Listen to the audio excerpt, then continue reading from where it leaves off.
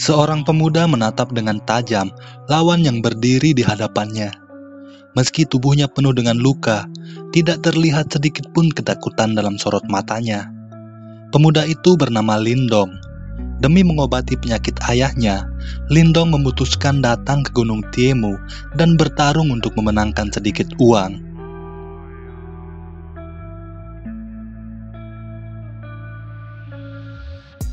Pertarungan ini diadakan oleh Lei Li, tuan muda kedua dari klan Lei yang merupakan klan terkaya di kota Qingyang. Lindong berlari menghindari serangan lawannya. Sesekali, dia terpojok dan mendapat pukulan di beberapa bagian tubuhnya. Lindong tidak menyerah dan terus mencari cara untuk mengalahkan lawannya.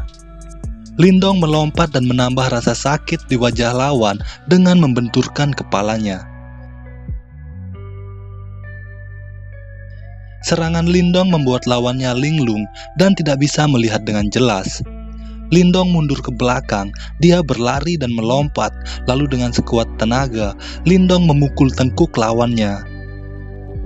Pria itu pun langsung pingsan, bahkan sebelum tubuhnya menyentuh lantai arena.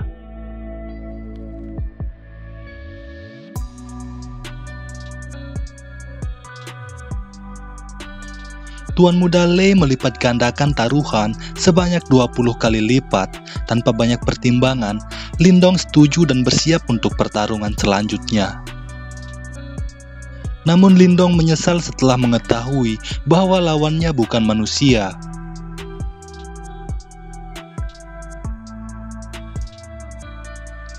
Lindong ingin membatalkan pertarungan ini, namun para penjaga tidak membiarkan dia pergi.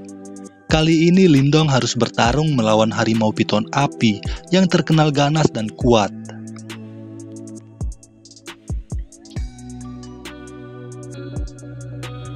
Harimau itu mengejar dan tidak sabar ingin segera mencabik tubuh Lindong. Lindong berlari sekuat tenaga menyelamatkan nyawanya.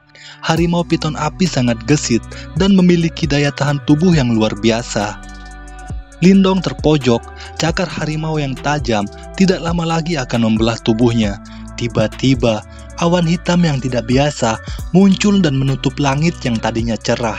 Harimau piton api perlahan mundur dan menatap keanehan di atas langit. Sesuatu dari balik awan membuat harimau piton api terdiam dan gemetar ketakutan. Lindong segera berlari dengan sekuat tenaga, dia meninju rahang harimau piton api. Harimau itu pun terbang dan dengan keras menghantam lantai arena.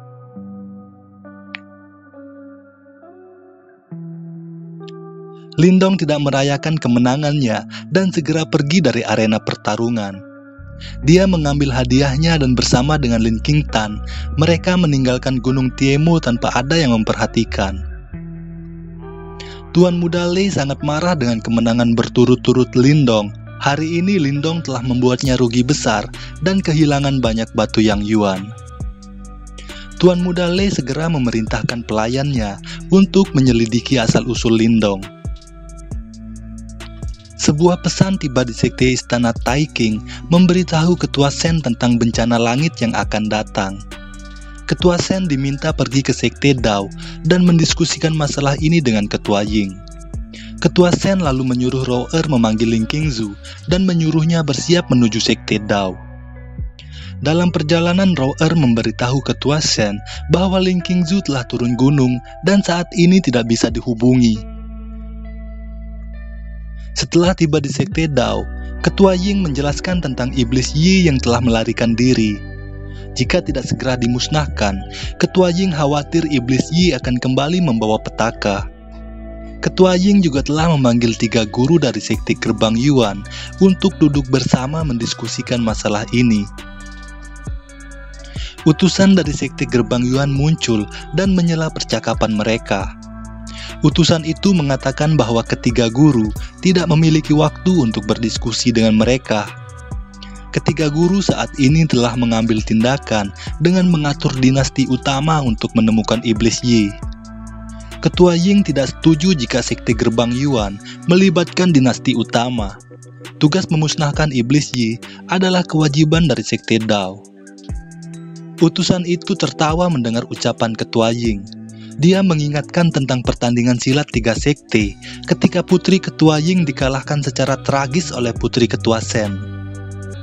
Sekte Gerbang Yuan menganggap bahwa kemampuan Sekte Dao telah menurun dan tidak mungkin mampu memusnahkan Iblis Yi.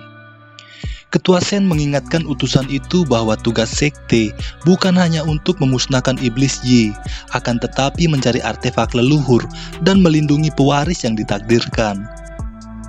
Sedikit cerita dari ribuan tahun yang lalu, saat itu pintu Weiman yang menghubungkan dunia Yi dan dunia manusia tanpa sengaja tiba-tiba terbuka. Iblis Yi menggunakan kesempatan ini untuk masuk dan membawa petaka di dunia fana. Seorang petarung tanpa tanding muncul di antara manusia. Nama orang itu adalah Fuzu. Fuzu mengubah energi langit dan bumi menjadi artefak leluhur. Dengan artefak leluhur, Fuzu berhasil menyegel Iblis Yi dan menutup pintu Weiman. Namun tidak lama setelah itu, Fuzu meninggal dunia dan artefak leluhur menghilang entah kemana. Sebelum kematiannya, Fuzu mengatakan jika kelak, kekuatan segel akan menghilang dan Iblis Yi akan muncul kembali membawa petaka. Pada saat itu, artefak leluhur akan muncul bersama dengan pewaris yang ditakdirkan. Hanya sang pewaris yang mampu menggunakan kekuatan artefak leluhur dan memusnahkan Iblis Yi. Utusan itu menganggap artefak leluhur dan sang pewaris hanyalah omong kosong. Setelah ribuan tahun, tidak ada yang pernah melihat artefak leluhur dan mendengar kabar tentang sang pewaris. Karena itu, Sekte Gerbang Yuan akan bertindak sendiri untuk memusnahkan Iblis Yi. Utusan itu kemudian pergi meninggalkan Sekte Dao. Lindong dan King Tan tiba di kota Qingyang. Saat sedang berjalan menuju toko obat, seorang gadis berkerudung kuning melintas dan menarik perhatian Lindong.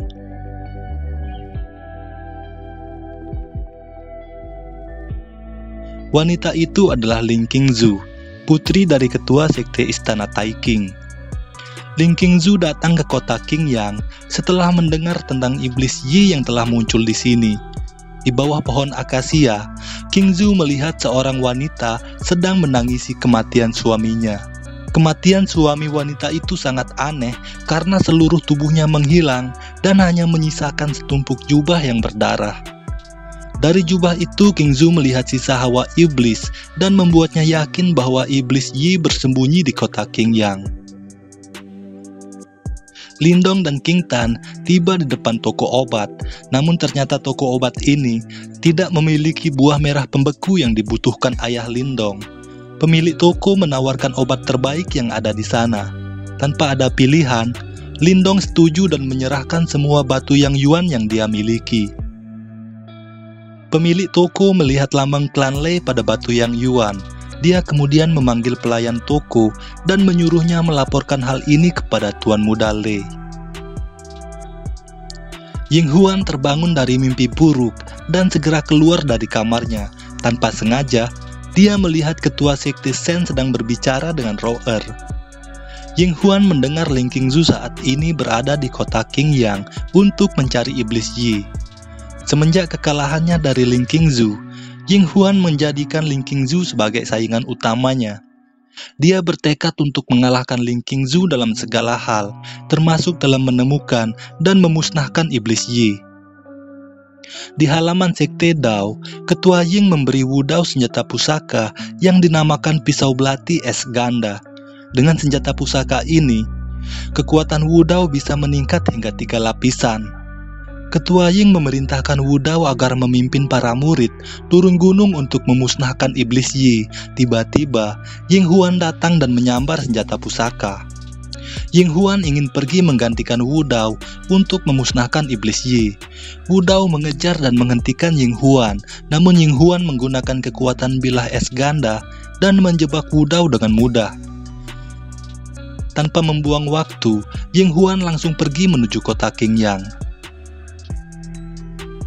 Kepala klan memarahi Lindong karena mengambil begitu banyak batu yang Yuan dari klan Lei.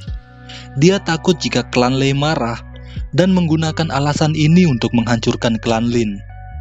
Kekuatan klan Lin tidak bisa dibandingkan dengan klan Lei. Selain memiliki banyak ahli, tuan muda pertama dari klan Lei yang bernama Lei Zong bisa menghancurkan klan Lin seorang diri. Lei Zong saat ini berada pada lapisan ke-9 dari tingkat Yuan Langit dan tidak lama lagi akan menerobos ke tingkat Pil Yuan. Dalam dunia ini, kekuatan seseorang dibagi menjadi beberapa tingkatan.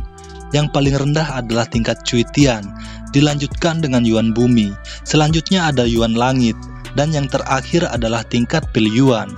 Setiap tingkat dibagi menjadi 9 lapisan yang membedakan kekuatan seseorang pada tingkat yang sama. Tingkat Pil Yuan bukan tingkat terakhir yang paling kuat, namun di kota Qingyang belum terlihat orang yang kekuatannya berada di atas tingkat Pil Yuan. Kepala klan memerintahkan agar Lindong segera mengembalikan batu Yang Yuan kepada klan Lei. Lindong menolak dengan tegas. Batu itu tidak diberikan secara gratis, namun dengan taruhan nyawanya. Ayahnya juga perlu segera diobati karena penyakit yang semakin memburuk. Kepala klan mengutuk dan menganggap jika Lindong hanya bisa membawa masalah untuk klan Lin. Dia lantas membandingkan Lindong dengan Lin Langtian, sesama anggota klan yang dengan kejeniusannya telah membawa kehormatan bagi klan Lin. Saat berumur 12 tahun, Lin Langtian sudah mencapai peringkat Cui Tian. Pada usia 14 tahun, kekuatannya sudah di tingkat Yuan Bumi. Pada usia 16 tahun dia berhasil mencapai tingkat Yuan Langit, dan setelah bergabung dengan sekte Gerbang Yuan, Lin Langtian tidak lama lagi akan menerobos ke tingkat Pil Yuan. Sedangkan Lindong hingga saat ini masih berada di tingkat Cui Tian yang membuat dirinya tidak lebih buruk daripada sampah. Mendengar nama Lin Langtian, Lindong menjadi sangat marah. Lin Langtian adalah orang yang telah membuat ayahnya terluka dan kehilangan kehormatan dari anggota klan. Awalnya ayah Lindong adalah orang paling kuat di klan Lin. Dengan kekuatan yang berada di tingkat Pil Yuan, semua anggota klan sangat menghormati ayah Lindong. Namun suatu hari, Langtian kembali ke klan Lin dan memberikan tantangan kepada ayah Lindong. Dalam pertarungan itu, Langtian mengalahkan ayah Lindong dan membuatnya terluka parah. Luka yang ditinggalkannya menyebabkan kekuatan ayah Lindong menurun hingga ke tingkat Cui Tian. Sejak saat itu, semua anggota klan mengabaikan ayah Lindong dan menganggapnya sebagai orang yang tidak berguna. Lindong dengan lantang mengatakan bahwa klan Lin tidak memiliki moral yang baik dan tidak pantas untuk dihormati. Semua anggota klan terdiam dan menunduk malu tanpa bisa membantah kata-kata Lindong. Kepala klan sangat marah, seolah hanya dengan kematian Lindonglah amarahnya bisa dihilangkan.